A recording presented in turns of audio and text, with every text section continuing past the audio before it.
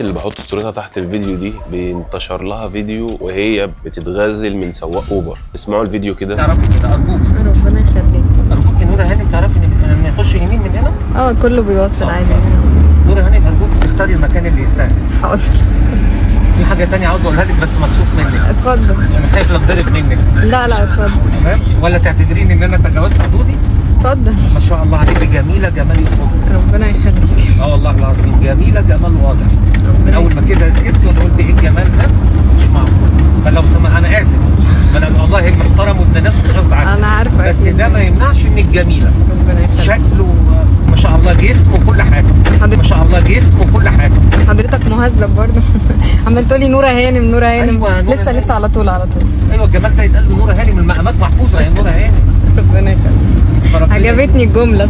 يا نورة هانم اعرفي انك ما شاء الله عليك ربنا مديكي نعم حلوه، ذوق، ادب، اخلاق، جمال واضح. ده من على ذوقك. فكره بنكبوا بنات وستات حلوين بس مش بالشكل الصارخ. ربنا يخليك. لا مش الدرجات دي. لا والله. ليه يا نورة هانم ما عندكيش بنات في البيت؟ ربنا يخليك. شكرا لذوقك. ما شاء الله عليكي ما فيكيش غلطه. ربنا يخليك. سامحيني اذا كنت تجاوزت حدودي بس كان لازم اقول لك الملاحظات. سواق اوبر بيقول لها جسمك حلو وشكلك حلو. هو بيتكلم بطريقه مهذبه ومحترم. ليه؟ لان هو بيغازل البنت ومش عايز ان يحصل له ضرر. جميل. فقولوا لي ايه رايكم؟ هل ده مقبول ولا غير مقبول؟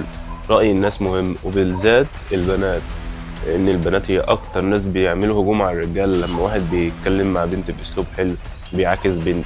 فقولوا لي رايكم ايه بقى.